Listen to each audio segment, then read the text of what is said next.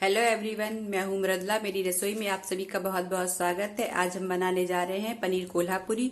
उसके लिए एक चम्मच बड़ा साबुत धनिया लिया है, जीरा एक बड़ा चम्मच है, 2 हरी इलायची है, 1 बड़ी इलायची है, जावित्री है, आधा चक्र फूल है, तेज पत्ता है। ये बड़ा था इसलिए मैंने एक ही लिया है। अगर आपके पास छोटे हो तो आप 2 ले लीजिए।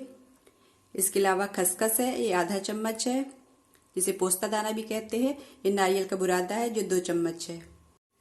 कढ़ाई गरम हो चुकी है। अब हम ये मसाले कढ़ाई में डाल देंगे और इसको थोड़ा सा भूनेंगे हम इस तरीके से अलट पलट करते हुए। मसाले अच्छी तरीके से भुन चुके हैं। अब हम गैस बंद कर देंगे।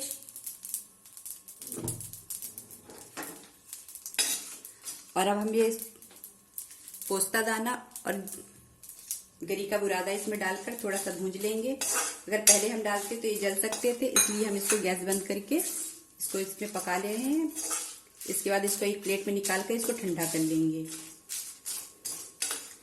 इसको बहुत ज्यादा नहीं पकाना है, बस हल्का सा। देखिए गरी भी अच्छी तरीके से भुन चुकी है। पोस्ता दाना बहुत ही जल्दी भुन जाता है, तो इसको हम एक प्लेट में निकाल लेंगे।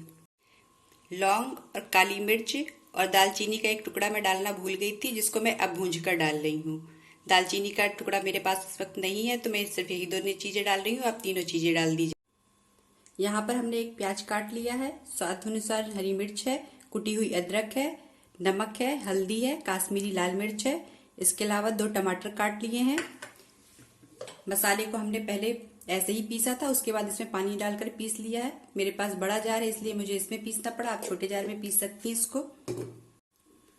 कढ़ाई में तेल गरम हो गया है, हम इसमें जीरा डाल देंगे, प्याज,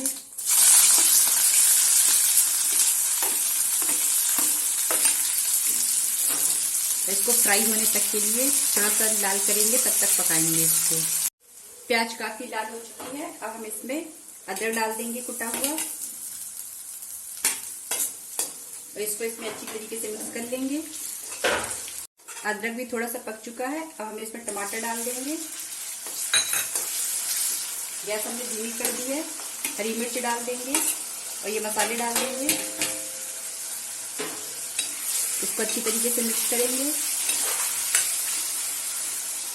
और जो हमने मसाला पीस कर तैयार किया है वो भी हम इसमें डाल देंगे।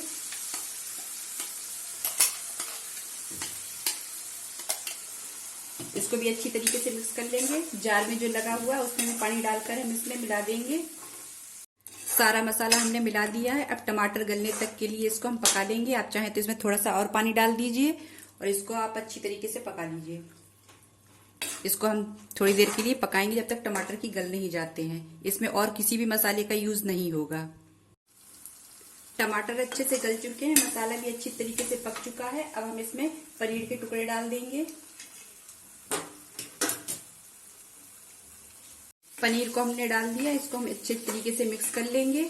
अगर आप चाहें तो पनीर को हल्का सा फ्राई करके भी डाल सकती हैं, लेकिन हम इसी तरीके से डाल रहे हैं। बहुत हल्के हाथों से मिक्स करेंगे और अभी इसमें पानी डाल देंगे। पानी हमने इसमें मिला दिया है। अब हम इसको अच्छे से खौल आने तक के लिए पकाएंगे। अच्छी तरीके से इसमें खौल आ चुका है। अब हम गैस बंद कर देंगे। आपको ग्रेवी पतली गाढ़ी जैसी भी रखनी हो आप वैसी रख सकती हैं। मैं इतनी ही गाढ़ी रख रही हूँ। पनीर कोल्हापुरी बनकर तैयार है। इस पे हमने हरा धनिया डाल दिया है। अगर वीडियो आपको अच्छा लगा हो तो इसको लाइक करिए, सब्सक्राइब करिए। Thank you.